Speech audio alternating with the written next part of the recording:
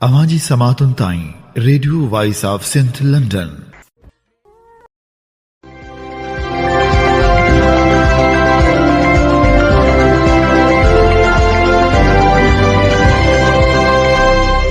आप सुन रहे हैं radio voice of Sindh London. खबरों, तजज़ियों और तबसरों पर मुश्तमिल प्रोग्राम आज का अहवाल के साथ में आपकी खिदमत में हाजिर आपकी मेज़बान शानज़े। प्रोग्राम के आगाज़ में आपके लिए दुआ कि आप जहां भी रहें खुश और खुर्रम रहें। 1 दिसंबर 2024 इतवार के दिन ये programme radio voice of Sindh London के स्टूडियो से आपकी खिदमत में बराह रास्त नशर किया जा रहा है। सबसे पहले हालात हाजरा पर एक नज़र डालते हैं। सिंध भर के अवाम आज सिंधी सकाफती दिन मना रहे हैं, जिसे मकामी लोग अपनी सकाफती ईद भी कहते हैं। सूबाए सिंध में हर साल दिसंबर के पहले इतवार को सकाफती दिन के तौर पर मनाया जाता है और इस मौके पर खुसूसी तकारीब का इनेकाद भी किया जाता है। ये दिन सालाना बुनियाद पर सिंधी तहजीब की सकाफत को उजागर करने के लिए मनाया जाता है, जो लगभग 5000 साल पुरानी है। इस मौके पर सूबाईदार हुकूमत कराची, हैदराबाद, मीरपुखात, सखर, नवाबशाह, खैरपुर, लाड़काना, शिकारपुर, दादू, ठट्ठा, घोटकी और थरपारकर समेत सूबे के तमाम छोटे बड़े शहरों के प्रेस क्लब और आर्ट्स काउंसिल समेत दीगर सकाफती इदारों में खुसूसी तकारीब का एहतमाम किया जाता है। सिंधी सकाफती दिन के मौके पर गैर सरकारी तंजीमों और सिंधी मीडिया हाउसेस में भी तकरीबात का एहतमाम किया जाता है। सिंध के सकाफती दिन के मौके पर नौजवान और बच्चे रिवायती लिबास ज़ेब-तन करते हैं और अजरक और टोपी सजाए सिंध की सकाफत को उजागर करते और खुशी मनाते दिखाई देते हैं। आज भी हर कोई सिंध के रिवायती रंगों में रंगा हुआ है। सिंधी टोपी और अजरक ज़ेब तन किए सिंध की सकाफत को उजागर करने के साथ इस दिन को भरपूर अंदाज से मनाया जा रहा है। मुख्तलिफ तकरीबात में सिंधी सकाफती टेबलोस पेश करके या इलाक़ाई गीतों पर वालहाना झूम कर अपनी सकाफत से मोहब्बत का इजहार कर रहे हैं। सिंध के बासियों का इस मौके पर कहना है कि यौम सकाफत मनाने का मकसद सिंध की सकाफत को दुनिया भर में उजागर करके इस बात का इजहार करना है कि सिंध मोहब्बत और अमन की सरजमीन है। सिंधी सकाफत के दिन के सिलसिले में हैदराबाद में तकरीब का इनेकाद किया गया, जिसमें स्कूल के बच्चों ने सिंध की सकाफत को उजागर करने के हवाले से टैबलोस पेश किए। नौजवान सिंधी नगमों और लोक धुनों पर रक्स कर रहे हैं, जबकि बच्चों की जानिब से टैबलोस पेश करके सिंध की सकाफत के हसीन रंग को उजागर किया जा रहा है। नौजवान बच्चे और बूढ़े इन तकरीबात में शिरकत के लिए सिंधी अजरक, टोपी और लिबास में मलबूस होकर घरों से निकले हैं। यौम सकाफत के सिलसिले में सूबे भर में रिवायती मच कचहरियाँ मुनक़द की गई हैं, जिनमें मकामी फ़नकार अपने फ़न का मुज़ाहरा कर रहे हैं। वज़ीर आला सिंध ने चोलिस्तान कैनाल की तामीर पर तशवीश का इजहार करते हुए नायब वज़ीर आज़म इसहाक़ डार को ख़त लिख दिया। वज़ीर आला सिंध ने ख़त में लिखा कि चोलिस्तान कैनाल एक हसास और मुतनाज़ा मसला है। सिंध भर में सियासी जमायतें, ज़राअत से वाबस्ता तंजीमें और सिविल सोसाइटी सरापा एहतजाज हैं। वसी पैमाने पर एहतजाजी तहरीक शुरू हो गई है। ख़त में मुतालबा किया गया कि मुश्तरका मफादात कौंसल के फैसले तक एकिंग में नहर के मामले पर बात न की जाए। CDW को भी अपने फैसले पर नज़रसानी की हिदायत की जाए। सिंध यूनाइटेड पार्टी के सदर सैयद ज़ैन शाह और जॉइंट सेक्रेटरी रमज़ान ब्रोडो ने इस्लामाबाद नेशनल प्रेस क्लब में प्रेस कॉन्फ्रेंस करते हुए कहा कि ऐवान सदर में ग्रीन पाकिस्तान इनिशिएटिव से मुतल्लिक जो मीटिंग हुई उस पर सिंध में तशवीश पाई जाती है। ग्रीन पाकिस्तान इनिशिएटिव के ख़िलाफ़ सिंध में एहतजाज और जल्द से जुलूस हो रहे हैं। सिंध और पंजाब के दरमियान पानी के मामले पर हमेशा इख्तलाफात रहे हैं। एक दूसरे के खिलाफ सख्त जुमले इस्तेमाल किए जाते हैं। पानी के मुआहदे पर अमल दरामद होना चाहिए। प्रेस कॉन्फ्रेंस करते हुए सैयद ज़ैन शाह ने कहा कि 28 जुलाई को ग्रीन पाकिस्तान इनिशिएटिव के नाम पर सिंध पर बम गिराया गया। पहले फ़ेज़ में 12 लाख एकड़ ज़मीन आबाद की जाएगी। कल 80 लाख एकड़ ज़मीन आबाद करने का ऐलान किया गया है। फैसला करने वालों में कोई एक भी पानी का माहिर शामिल नहीं था। जब भी पानी की किल्लत होती है तो सिंध सबसे ज़्यादा मुतासर होता है। डेल्टा हमेशा ख़जाना होता है, लेकिन इस वक्त हमारा डेल्टा नहीं रहा। 1991 के मुआहदे के तहत 10 MAF पानी डेल्टा में छोड़ा जाएगा, लेकिन ऐसा नहीं हो रहा। कराची को पीने के लिए हमें इरिगेशन सिस्टम से पानी निकाल कर देना पड़ रहा होता है।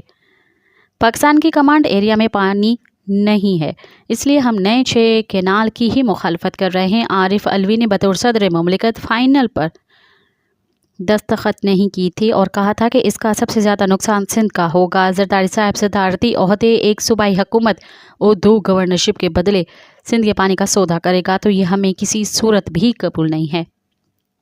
ریاست اور حکومت اپنا رویہ تبدیل کرے، ہم بھیک نہیں بلکہ انصاف مانگ رہے ہیں۔ جو پانی ہمیں آئینی طور پر ملا ہے تو ہم وہ ہی مانگ رہے ہیں، سید زین شاہ کا مزید کہنا تھا۔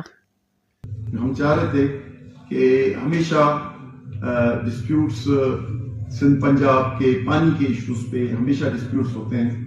ہم ہر پلیٹ فارم پہ نیگوسیشنز کے لیے یا بات کرنے اور انصاف مانگنے ہم جائیں، کیونکہ ہمیشہ نفرت انگیز جملے اور مختلف الزامات لگتے رہتے ہیں، لیکن ہم کہتے ہیں کہ بھائی پانی کے لیے ہمیں شور کرنا نہ پڑے، لیکن ملک کا ایسا سسٹم ہونا چاہیے کہ جو ریٹن ایگریمنٹس ہیں جو تاریخی طور پہ کئی سالوں سے ہو رہا ہے لیکن بار بار رکتا ہے، تو میں اس کے لیے آپ کی نظر کچھ اپنے خیالات بتاؤں گا۔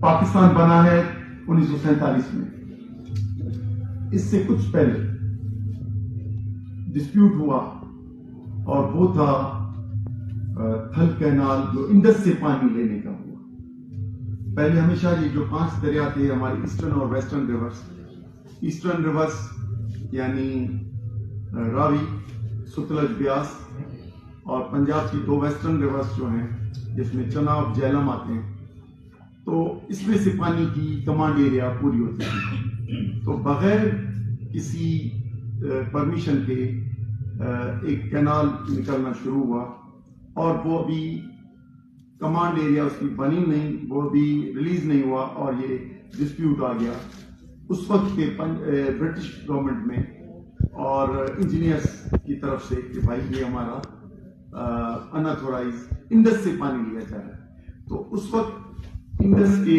پانی کا برٹشرز کی یہ ڈسٹریبیوشن تھی کہ یہ پانی 5 دریا موجودہ پنجاب کی ایریا اور جو ہمارا چلا گیا پنجاب جو انڈیا کا حصہ ہے تو انہی میں رہے گا۔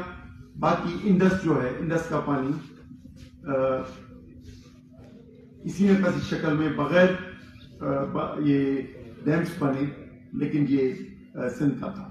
تو اس پہ کیونکہ آلموسٹ یہ کینال بن چکا تھا تو پھر اس پہ ایک کمیشن بنی، راؤ کمیشن بنی۔ انہوں نے اس پہ فیصلے دیے جس کو سندھ پنجاب واٹر ایگریمنٹ کہا جاتا ہے، اور اس میں یہ کہا گیا کہ یہ ہے تو اناتھورائز، لیکن کیونکہ تقریباً بننے والا ہے اور انڈس پہ ہم اس کی 10,000 کیوسک کی انہوں نے اجازت۔ شروع تو 2000 سے ہوئی لیکن وہ آگے بڑھ کے اس پہ ہوئی، لیکن اس کے اگینسٹ دینا پڑے گا۔ سندھ میں 2 بیراجز بنیں گے، ایک نارتھ میں ایک ساؤتھ میں۔ نارتھ ساؤتھ اسی لیے کہہ رہا ہوں کہ سکھر بیراج اس وقت کمیشن تھا، وہ چل رہا تھا۔ نارتھ میں پھر گڈو بنا، یہ جو پاکستان بننے کے بعد، اور ساؤتھ میں کوٹلی پہ بنا بیراج۔ تو یہ 1945 کے جو ایگریمنٹ تھا اس کے تھرو تھا، اور یہ کہا گیا کیونکہ آپ اس سے مستفید ہو رہے ہیں تو آپ کو اس کی کنسٹرکشن میں پیسے بھی دینے پڑے گا۔ یہ ہوا فیصلہ اور یہاں سے اسٹارٹ ہوتی ہے۔ اب میں یہاں تک آؤں گا تو لیکن پاکستان بن گیا تو یہ جب انٹر پروونشل میٹنگز ہوئی تو کہا کہ بھائی جس پنجاب سے ہوا تھا اس وقت تو برٹشرز تھے تو پیسے نہیں ملے۔ خیر سے وہ پھر سندھ نے اپنے کئی سیکٹر سے فنڈز بلاک کر کے مختلف، اور اس کیونکہ سکھر بیراج بنا ہوا تھا اس کے بعد یہ 2 بیراجز پہ مختلف جو ڈیولپمنٹ ورک سے بند کر کے ان کو پورا کیا اور یہ 2 بیراجز بنے۔ عوامی تحریک مرکزی صدر ایڈوکیٹ وسنت ہری، مرکزی جنرل سیکرٹری ایڈوکیٹ ساجد حسین مہسر، مرکزی رہنما ڈاکٹر دلدار لغاری اور ایڈوکیٹ ایاز کلوئی نے اپنے مشترکہ پریس بیان میں کہا ہے کہ کوئی کینال نہیں بنے گا کہ بیانات دینے والے بتائیں کہ کیا کچھی کینال کا افتتاح تماشا تھا۔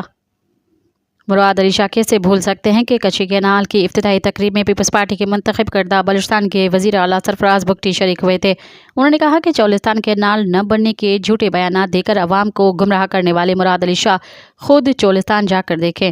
چولستان کینال کا کام جاری ہے۔ جلال پور کینال کا کام بھی تقریباً مکمل ہونے کو ہے، جبکہ تھل کینال فیز 2 منصوبہ بھی اختتام کے قریب ہے۔ پنجاب کے حکمران پیپلز پارٹی کے تعاون سے تیزی سے ڈکیت کینال نکال رہے ہیں اور پیپلز پارٹی ایک قطرہ بھی نہیں لینے دیں گے کہ بیانات دے کر سندھ کی عوام کو جدوجہد کے سبوتار کرنے کی سازش کر رہی ہے۔ رہنماؤں نے کہا کہ سندھ کی عوام پیپلز پارٹی کے ڈھونگ اور فراڈ کو مسترد کرتے ہوئے دریا کو بچانے کے لیے اپنی پرامن جمہوری جدوجہد جاری رکھیں گے۔ دریا پر قبضے کے خلاف 22 دسمبر کو سکھر میں عوامی تحریک اور سندھیانی تحریک کی جانب سے ریلی نکالی جائے گی۔ تھرپارکر میں باپ نے بیوی، بیٹی اور 2 بیٹوں کو زہر دے کر خودکشی کر لی۔ کویا گاؤں میں شنکر ٹھاکر، اس کی بیوی پون بھائی، 8 سالہ گیتا بائی، 5 سالہ جسونت اور 3 سالہ گلچی کی لاشیں گھر سے ملی ہیں۔ پولیس کا کہنا ہے کہ ملزم نے بیوی اور بچوں کو مارنے کے بعد مبینہ طور پر خودکشی کی ہے۔ Communist party of Pakistan Sukkur unit کی طرف سے سکھر پریس کلب میں کمیونسٹ پارٹی آف پاکستان کے اہم رہنما شہید حسن ناصر کو خراج تحسین پیش کرنے کے لیے تقریب منعقد کی گئی۔ کمیونسٹ پارٹی آف پاکستان کے مرکزی جنرل سیکرٹری امداد قاضی، سندھ ہاری کمیٹی کے مرکزی رہنما میر منور ٹالپور، جاگردہ فارم سکھر کے چیئرمین ڈاکٹر غلام رسول گھمرو، عوامی ورکرز پارٹی سندھ کے نائب صدر کامریڈ ضیاء بھٹی اور دوسرے رہنماؤں نے خطاب کیا۔ صدارتی خطاب کرتے ہوئے کامریڈ امداد قاضی نے سیاسی، سماجی اور معاشی حالت کا تجزیہ کیا۔ اس موقع پر امداد قاضی نے کہا کہ پاکستان کو درست سمت میں چلانے کے لیے آپریشن کی نہیں، تمام قومی وحدتوں کو تسلیم کرنے کی ضرورت ہے۔ وزیر اعظم کے مشیر برائے قانون بیرسٹر عقیل ملک نے کہا ہے کہ حکومت سمجھتی ہے کہ گورنر راج لگانا نامناسب اقدام ہوگا اور کچھ عرصے کے لیے خیبر پختونخوا میں گورنر راج لگانے پر غور کیا جا رہا ہے۔ پہلی کوشش ہے کہ صوبائی اسمبلی میں قرارداد لائی جائے۔ وزیر اعلیٰ خیبر پختونخوا علی بن گنڈاپور نے کہا ہے کہ وفاق کی جانب سے صوبے میں گورنر راج لگائے جانے سے ڈرتے نہیں ہیں، وفاق میں ہمت ہے تو لگا کر دکھائے۔ خیبر پختونخوا اسمبلی کے اجلاس میں انتہائی جارحانہ خطاب کرتے ہوئے انہوں نے کہا کہ کرسی نہیں، عزت اور خودداری چاہیے، اپنے حق کے لیے پرامن طریقے سے جدوجہد کرتے رہیں گے۔ انہوں نے خطاب کے دوران حکومت کو متنبہ کیا کہ کہاں کہ ڈرو اس وقت سے جب ہم یہ کہیں کہ ہم بھی گولی کا جواب گولی سے دیں گے اور امن کا نعرہ چھوڑ کر نکلیں گے۔ اسلحہ ہمارے پاس بھی ہے، بارود ہمارے پاس بھی ہے، پیسہ ہمارے پاس بھی ہے۔ Pakistan Tehreek Insaf P T I نے اسلام آباد میں پارٹی کی 24 نومبر کو اعلان کردہ احتجاج کے دوران کارکنوں کی مبینہ اموات کی جوڈیشل انکوائری کا مطالبہ کرتے ہوئے دعویٰ کیا ہے کہ حکومت کی جانب سے پرامن مظاہرے پر فائرنگ کے نتیجے میں کم از کم 12 کارکن جاں بحق ہوئے۔ پشاور میں قومی اسمبلی میں اپوزیشن لیڈر عمر ایوب نے نیوز کانفرنس سے خطاب کرتے ہوئے پی ٹی آئی کے سیکرٹری اطلاعات شیخ وقاص اکرم نے الزام عائد کیا کہ وفاقی حکومت نے ہماری پارٹی کے پرامن مظاہرین پر اسلام آباد میں فائرنگ کرائی۔ انسداد دہشت گردی عدالت اے ٹی سی لاہور نے سابق وزیر اعظم اور بانی P T I Imran Khan کو جناح ہاؤس حملہ کیس میں قصوروار قرار دے دیا، جبکہ عدالت نے عمران خان کی ہنگامہ آرائی کے وقت زیر حراست ہونے کی دلیل بے وزن قرار دے دی۔ اسلام آباد کی انسداد دہشت گردی عدالت کی جانب سے 10,000 روپے کے مچلقوں کے عوض ضمانت منظور ہونے کے بعد سینئر صحافی متی اللہ جان کو اڈیالہ جیل سے رہا کر دیا گیا۔ انسداد دہشت گردی عدالت اسلام آباد میں صحافی متی اللہ جان کے خلاف منشیات دہشت گردی کے کیس سے متعلق سماعت ہوئی تھی۔ ضلع کرم کے مختلف علاقوں میں فائرنگ کے واقعات میں مزید 2 افراد جاں بحق اور 10 زخمی ہو گئے۔ اسپتال زرا کے مطابق 10 روز کے دوران جاں بحق افراد کی تعداد 124 ہو گئی ہے، جبکہ 178 زخمی ہوئے ہیں۔ علاقے میں موبائل، انٹرنیٹ سروس اور تعلیمی ادارے بند ہیں۔ کوئٹہ پریس کلب کے سامنے قائم بلوچ لاپتہ افراد کی بازیابی کے لیے بھوک ہڑتالی کیمپ کو 5,653 دن مکمل ہو گئے۔ مختلف شعبوں سے تعلق رکھنے والے افراد نے کیمپ پر آ کر اظہار یکجہتی کیا۔ وی بی ایم پی کے وائس چیئرمین ماما قدیر بلوچ نے اپنے بیان میں کہا کہ محکوم قوم کے لیے ہر دن ایک جیسا ہوتا ہے۔ انہوں نے کہا کہ روز لاشوں کا ملنا، گھروں سے چراغ بجھانا اور جبری اغوا کا سلسلہ قابض قوتوں کے ظلم و جبر کا معمول بن چکا ہے۔ انہوں نے کہا کہ بلوچ قوم اپنی آزادی اور جبری لاپتہ افراد کی بازیابی کے لیے جدوجہد جاری رکھے گی۔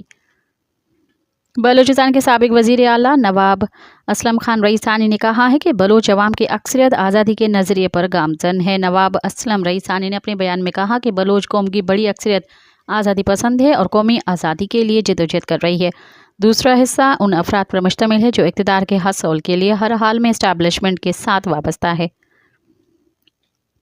اوتھل، جیونی اور کراچی سے فورسز نے 8 افراد کی حراست میں لے کر لاپتہ کر دیا۔ اوتھل سے لاپتہ ہونے والے تمام ایگریکلچرل اوتھل یونیورسٹی کے طالب علم ہیں۔ لاپتہ ہونے والے طالب علموں کے کلاس فیلوز کا کہنا ہے کہ انہیں فورسز نے اوتھل بازار سے حراست میں لیا ہے، جس کے بعد سے وہ لاپتہ ہیں۔ لاپتہ ہونے والی طالب علموں کی شناخت گلاب بالاچ بیان اور ناصر کے نام سے ہوئی ہے۔ ادھر ساحلی ضلع گوادر سے اطلاعات آئی ہیں کہ جیونی سے فورسز نے فقیر محمد اور اس کے بیٹے داد محمد اور درجان نامی شخص کو حراست میں لے کر جبری لاپتہ کر دیا، جبکہ کراچی لی مارکیٹ سے رکشہ ڈرائیور صدیق احمد ولد المراد سکنا کھن گرجک نامی شخص کو بھی لاپتہ کر دیا۔ بنگلہ دیش میں حالیہ واقعے میں وکیل سیف الاسلام کے قتل کے بعد حالات کشیدہ ہو گئے۔ غیر ملکی میڈیا کے رپورٹس کے مطابق بنگلہ دیش میں وکیل سیف الاسلام کے قتل کے بعد پیدا ہونے والی بے امنی پر اہم سیاسی جماعتوں BNP اور جماعت اسلامی نے عوام سے تحمل کا مظاہرہ کرنے کی اپیل کر دی۔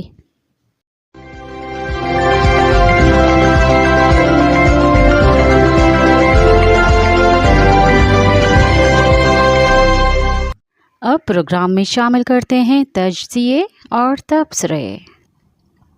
خود کو ایک اچھا مسلمان ثابت کرنے کے لیے کیا کروں کے عنوان سے وسط اللہ خان نے لکھا۔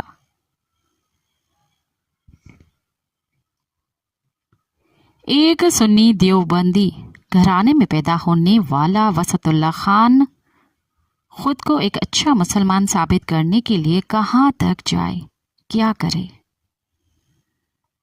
شاید شیعوں کو مارنے سے میرا کام نہیں چلے گا، شاید اور بہت کچھ کرنا پڑے گا، تو کیا ابو علی سینا کی قبر پر جا کے تھوک دوں؟ بابائے الجبرا الخوارزمی کے فارمولے جلا دوں؟ بابائے کیمیا جابر بن حیان کی ہڈیاں زمین سے نکال لوں؟ بابائے فلقیات البیرونی کے مزار کو آگ لگا دوں؟ مورخ المسعودی کی تاریخ اسلام حرام سمجھ لوں؟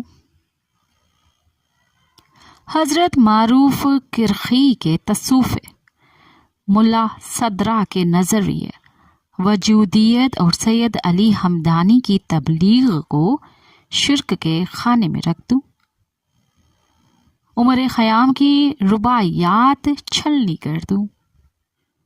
شاہ نامہ والے فردوسی کا تہران یونیورسٹی میں لگا مجسمہ گرا دوں؟ ڈاکٹر علی شریعتی کو مرتد مان لوں؟ جو بھی قلی قطب شاہ، میر غالب، انیس دبیر، اکبر الہ آبادی، جوش علی سردار جعفری، کیفی اعظم اور جون الیاہ کے شعر پڑھے، پڑھائے یا حوالہ دے، کیا اس کا منہ نوچ لوں؟ اردو کا سب سے بڑا ناول آگ کا دریا، دریائے برد کر دوں؟ خاک اچھا ہوگا ایسا ناول جسے قرۃ العین حیدر جیسی شیعہ نے لکھا ہو، اور صادقین نامی شیعہ کی قرآنی کیلیگرافی کسی تہہ خانے میں چھپا دوں؟ کیا جہانگیر کی رانی محبوبہ نور جہاں کو بھی ذہن سے مٹا دوں؟ تاج محل کو ڈائنامائٹ لگا دوں جس میں سنی شاہ جہان کی شیعہ اہلیہ ممتاز محل سو رہی ہیں؟ نادر شاہ کا تذکرہ صفحات سے کیسے کھرچوں؟ بتائیے حیدر علی شیعہ اور شیر کی ایک دن کی زندگی گیدڑ کی 100 سالہ زندگی سے بہتر ہے۔ والے فتح علی ٹیپو سلطان کے ساتھ کیا کروں؟ جنگ آزادی کی ہیروئن بیگم حضرت محل کا تذکرہ کہاں لے جاؤں؟ جس شخص کو بانی پاکستان کہا جاتا ہے اس پر سے شیعت کا دھبا کیسے مٹاؤں؟ اسے تو غالباً سنی علامہ اقبال نے ضد کر کے انگلستان سے بلوایا تھا نا۔ وہ یہ راجہ صاحب محمود آباد اپنی شیعت بھول بھال کر پاکستان کی نوزائیدہ مملکت پر دامے دھرمے کیوں قربان ہو گئے؟ شاید وہ پاکستان کو شیعہ ریاست بنانا چاہتے تھے تبھی تو۔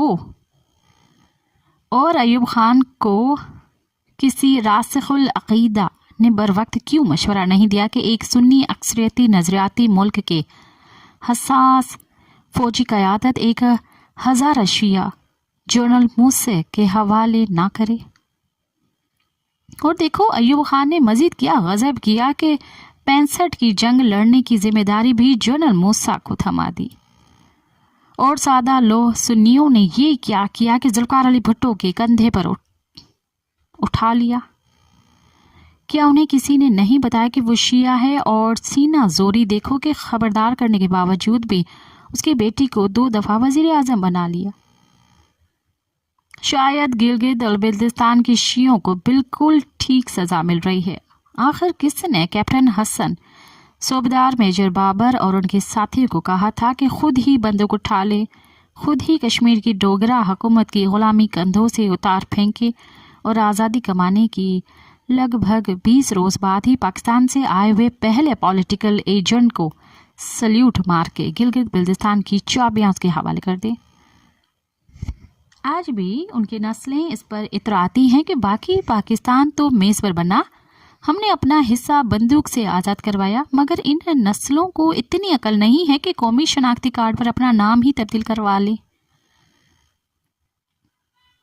اور یہ نگر اور ہنزا کے اسماعیلی شیعہ ریاستیں کس بڑھتے پر پاکستان میں مدغم ہو گئیں؟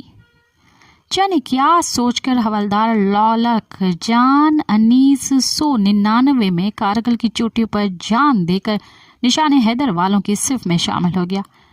تو کیا میں یہ مطالبہ کر دوں کہ اس شیعہ سے نشان حیدر واپس لیا جائے اور اسے شہید نہ کہا جائے؟ اور یہ نشان حیدر کس نے نام رکھا؟ کیا پاکستان کے اعلیٰ ترین فوجی اعزاز کا نام نشان صحابہ، نشان جھنگوی، نشان جیش، نشان طالب یا نشان قاعدہ رکھتے ہوئے ہتک محسوس ہوتی ہے؟ مجھے 5 سال کی عمر میں انگلی پکڑ کے ABCD سے متعارف کرانے والے استاد کے سنگ مزار پر سے حمید حسن نقوی کا نام کھرچوا کے دلاور خان یا خورشید صدیقی یا اسلم فاروقی یا بابر بلوچ یا پھر بھگوان داس لکھوانے سے کیا کام چل جائے گا؟ بتائیے نا۔ آخر کیا کروں خود کو ایک اچھا سچا مسلمان ثابت کرنے کے لیے؟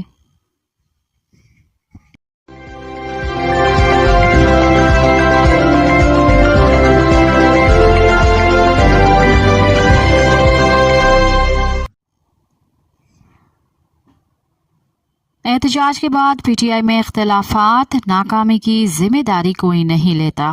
اس حوالے سے اپنی رپورٹ میں ضیاء الرحمان لکھتے ہیں، پاکستان تحریک انصاف PTI کی جانب سے منگل کی شب اسلام آباد میں احتجاج ختم کرنے کا معاملہ اب بھی موضوع بحث ہے۔ اس معاملے پر پارٹی کے اندر بھی اختلافات کی خبریں سامنے آ رہی ہیں۔ بعض حلقوں کا کہنا ہے کہ اس معاملے پر پارٹی کے اندر ایک دوسرے پر الزام تراشیوں کا سلسلہ بھی تیز ہو گیا ہے اور احتجاج کی ناکامی کی ذمہ داری ایک دوسرے پر ڈالی جا رہی ہے۔ ایک بار پھر PTI پر پابندی لگانے کے مطالبات بھی زور پکڑ رہے ہیں۔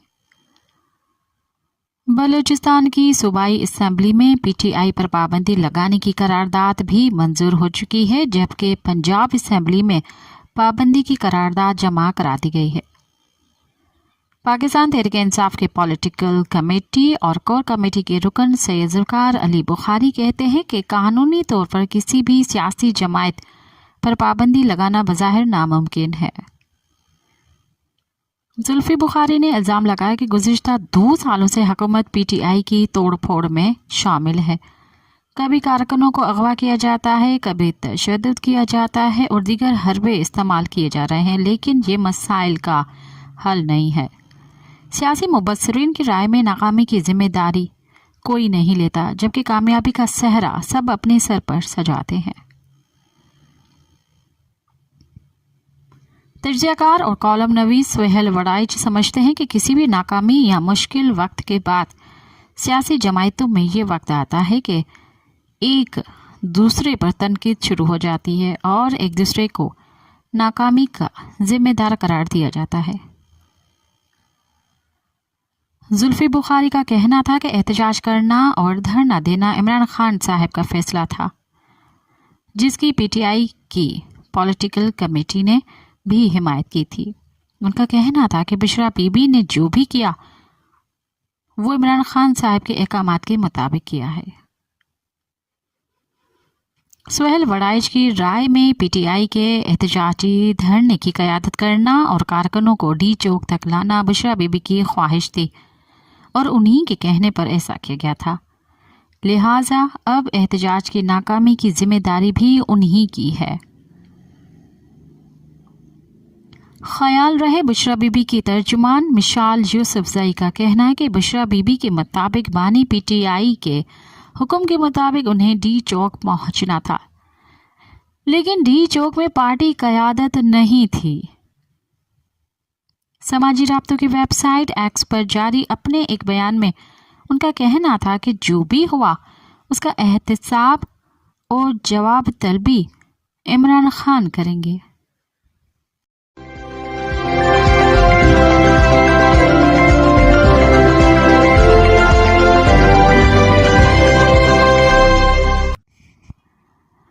कुरम में कशीदगी के बाद नकल मकानी बगन वीरान हो गया। बाजार और दुकानें जल गईं। यहाँ अब चाय की पत्ती और डिस्प्रिन की गोली तक नहीं मिलती। इस हवाले से पेश करते हैं अजीजुल्लाह खान की रिपोर्ट। ये रिपोर्ट हम आपकी खिदमत में बीबीसी उर्दू के तावन से पेश कर रहे हैं। पाकिस्तान के सूबा खैबर पख्तूनख्वा के ज़िला कुरम में गुज़श्ता 1.5 हफ्ते से तशद्दुद जारी है और झड़पों के बाद ज़िंदगी मफलूज होकर रह गई है, जबकि हुकूमत की जानिब से मुखालिफ धड़ों से अमन जिरगी के मुज़ाकरात के बाद भी जंग बंदी पर अमल दरामद नहीं हो सका। हुकूमत ने 4 रोज़ पहले फ़रीक़ैन से मुलाकात के बाद सीज़ फायर का ऐलान किया था और इसमें यह फैसला हुआ था कि फ़रीक़ैन जरगमाल अफराद को रिहा कर देंगे और लाशें भी अपने अपने इलाकों को वापस भेजी जाएंगी। मुज़ाकरात के बाद जंग बंदी पर इतना अमल ज़रूर हुआ कि लाशें वापस कर दी गई हैं और जरगमाली भी रिहा कर दिए गए, लेकिन एक दूसरे पर हमलों का सिलसिला बदस्तूर जारी है। इलाके में मवासलात के राब्ते मनक़ता हैं और बड़ी तादाद में लोअर करम के मुतासरा इलाकों से लोग नकल मकानी कर चुके हैं, जबकि तशद्दुद की ताज़ा लहर में 100 से ज़्यादा अफराद हलाक और 150 ज़ख्मी हुए हैं। जुमेरात को होने वाली झड़पों में मुतअद्दिद अफराद की हलाकत की इत्तलात मौसूल हुई हैं। इनमें 3 की तस्दीक की गई, जिनकी लाशें लोअर कुरम के अस्पताल सद्दा में लाई गई हैं। लोअर कुरम की तहसील सद्दा से डॉक्टर रहीम ने बताया कि जुमेरात के रोज़ झड़पों से उनके अस्पताल में 3 लाशें लाई गई हैं। याद रहे कि 21 नवंबर को अपर करम से पेशावर और पेशावर से अपर करम और सूबे के दीगर इलाकों को जाने वाली गाड़ियों के काफिले पर नामालूम अफराद ने हमला किया था, जिसमें इब्तदाई तौर पर तो 44 अफराद हलाक हुए, लेकिन 5 अफराद बाद में अस्पतालों में दम तोड़ गए थे। उसके बाद अगले रोज़ अपर करम के इलाके अलीज़ई से लोअर करम के इलाके बगन और करीबी देहात में मुसल्लह अफराद ने हमला किया और बाजार में दुकानों और मकानात को आग लगा दी गई। इस झड़प में 32 अफराद हलाक और मुतअद्दिद ज़ख्मी हुए। लोअर कुरम के इलाके बगन से शहरियों ने बताया है कि उनका गांव मुकम्मल तौर पर खाली हो चुका है, क्योंकि लोगों ने कशीदगी की वजह से नकल मकानी कर ली। घरों में जो इक्का दुक्का मर्द मौजूद है वो अपने तबाहशुदा मकानों पर पहरा दे रहे हैं।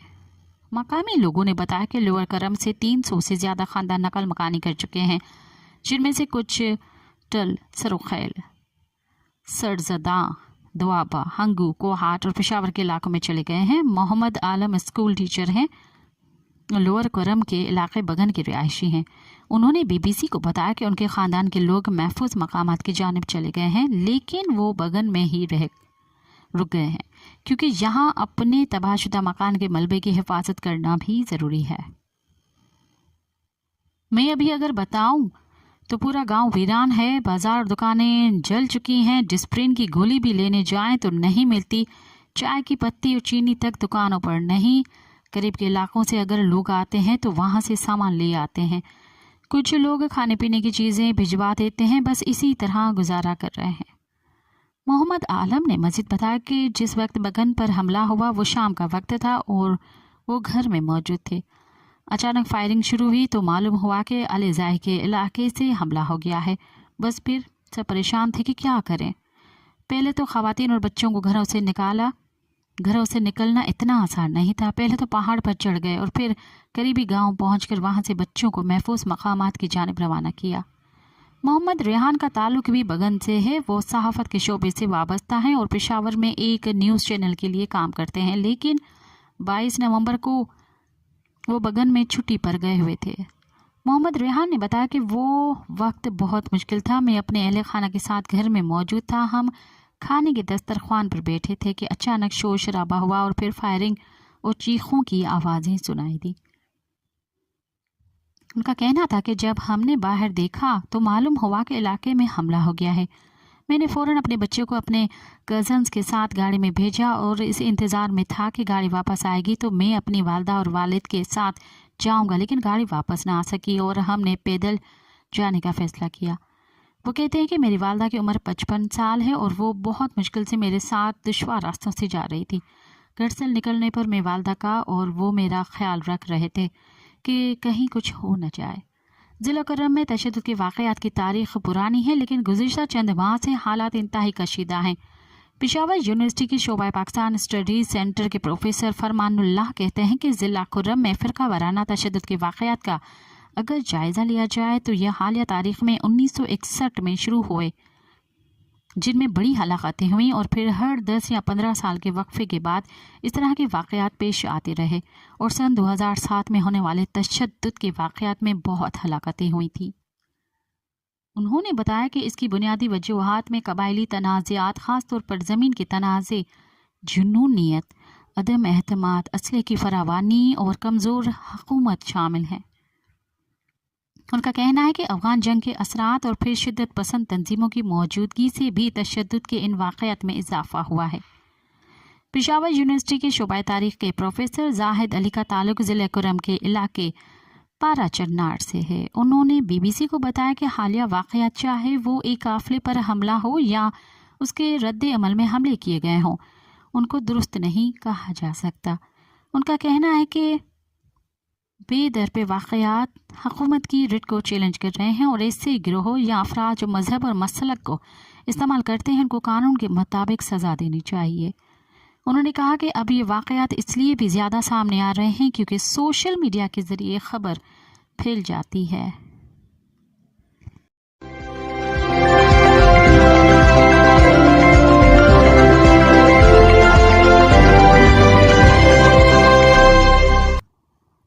दो तरफा हिमाकतें के उन्वान से कम्युनिस्ट पार्टी ऑफ पाकिस्तान के सेक्रेटरी सिंध कामरेड इकबाल ने लिखा, 26 नवंबर 2024 रात को 11 बजे इस्लामाबाद में इलाके की लाइटें बुझाकर एहतजाज करने वाले हज़ारों मुजाहिरीन के खिलाफ सख्त क्रैकडाउन और ऑपरेशन किया गया। हुकूमत खुद इस खूना रेज ऑपरेशन का फ़ख्रिया फातिहाना अंदाज में ऐलान और एतराफ़ भी करती है, तो ये भी कहती है कि ऑपरेशन के दौरान कोई जानी नुकसान नहीं हुआ। सवाल पैदा होता है कि बाकायदा तैयारी और मनसूबाबंदी के साथ ऑपरेशन भी किया जाए और कोई जानी नुकसान भी ना हो तो ये कैसे मुमकिन हो सकता है। दूसरी जानब तहरीक इंसाफ की क़यादत की जानिब से ये इल्ज़ाम लगाया जा रहा है कि हज़ारों अफराद के खिलाफ सख्त ऑपरेशन के दौरान शहरियों पर अंधाधुंध सीधी गोलियां चलाई गई, जिससे सैकड़ों अफराद जाम बहक हो गए, जबकि सैकड़ों की तादाद में शदीद ज़ख्मी हो गए। साथ साथ हज़ारों की तादाद में कारकुनों को गिरफ्तार किया गया और उन पर थानों में तशद्दुद किया गया, जबकि काफ़ी तादाद में लोग लापता हैं।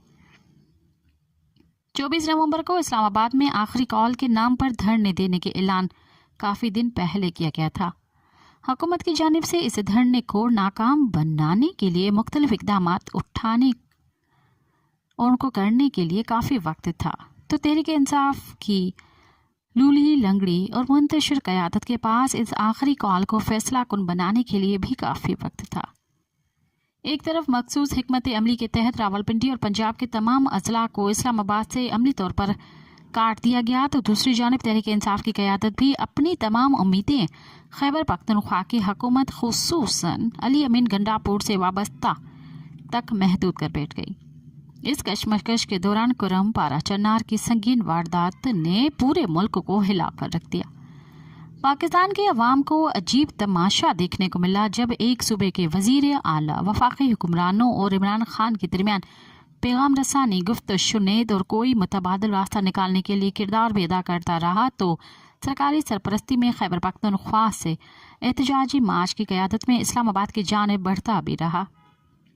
اسی طرح وفاقی حکومت پس پردہ اسلام آباد کو مکمل طور پر سیل کرنے، خصوصاً پنجاب اور ملک کے باقی حصوں سے عوام کی شرکت کو ناکام بنانے کے لیے سخت انتظامات بھی کرتی رہی۔ وفاقی حکومت اور تحریک انصاف کے بظاہر قیادت دونوں پس پردہ ایک ہی پیش پر کھڑے نظر آئے، جبکہ محترمہ بشرا بی بی نے اس موقع پر نہ صرف متنازع، غیر ضروری اور غیر متعلقہ بیانات دے کر تحریک انصاف کی قیادت کرنے کا اظہار کیا، بلکہ 24 تاریخ کو خیبر پختونخوا سے علی امین گنڈاپور کی قیادت میں نکلنے والے جلوس کی قیادت کرنے کا اعلان بھی کر دیا۔ تحریک انصاف اور آخری کال اسی وقت ہائی جیک ہو چکی تھی اور بعد میں جو کچھ ہوتا رہا وہ دو طرفہ ملی بھگت سے ہی اختتام پذیر ہوا۔ اس ملک کے عوام روایتی مالدار اشرافیہ پر مشتمل خاندانوں، خصوصاً نون لیگ اور زرداری پارٹی کے بد حکمرانی سے تنگ آ کر عمران خان سے اپنی امیدیں وابستہ کر بیٹھے، جبکہ حقیقت جو ہے کہ پاکستان کے نوجوان، طالب علموں، مزدوروں، ملازمین، خواتین، محنت کشوں، کاشتکاروں، غریب اور متوسط طبقے سے تعلق رکھنے والے شہریوں کو جن بنیادی حقوق، معاشی اور سماجی مسائل کا سامنا ہے، ان کو حل کرنا اور اس دیرینہ استحصالی نظام سے چھٹکارا حاصل کرنا نہ تو عمران خان کی بس کی بات ہے اور نہ ہی تحریک انصاف کے انداز سیاست یا طرز حکمرانی سے ممکن ہو سکتا ہے۔ بے شک عمران خان کو حکومت چلانے کے لیے نہ تو فری ہینڈ دیا گیا اور نہ ہی وقت دیا گیا، لیکن حکمرانی کے دور میں ان کو جس برے طریقے سے استعمال کرنے کے بعد گندا کر کے پھینک دیا گیا، وہ اس بات کا ثبوت ہے کہ وہ اس ملک میں ان حالات میں اسٹیبلشمنٹ کے ساتھ شامل ہو کر یا ان کے دباؤ میں آ کر یا ان کی شرائط مان کر اقتدار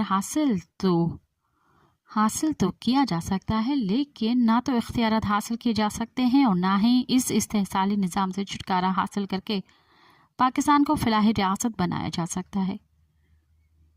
جو سیاسی رہنما یا جس سیاسی جماعت کی قیادت اس حقیقت کو سمجھنے سے ہی قاصر ہو اور اپنی سیاسی تنظیم کو ان رکاوٹوں کو ہٹانے کے لیے تیار کرنے کا ادراک بھی نہ رکھتی ہو، اس سے انقلاب کی امید رکھنا تو دور کی بات ہے۔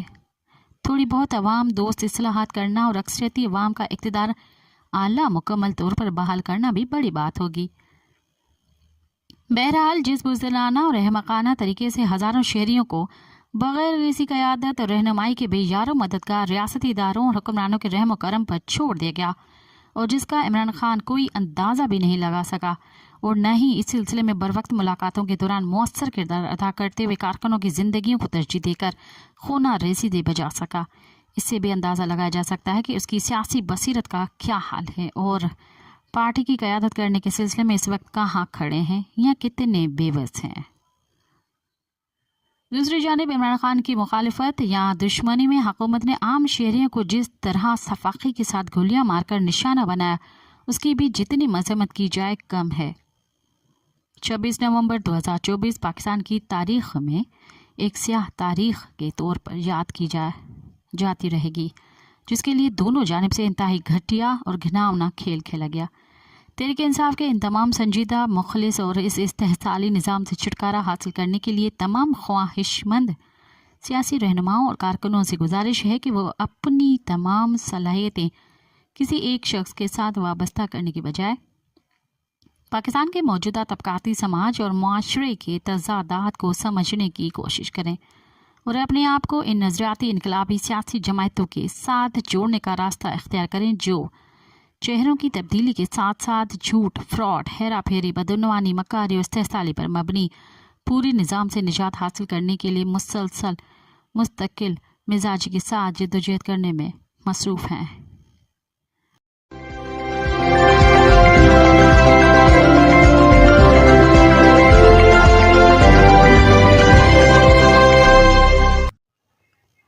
اب تک کے لیے اتنا ہی، مجھے دیں اجازت۔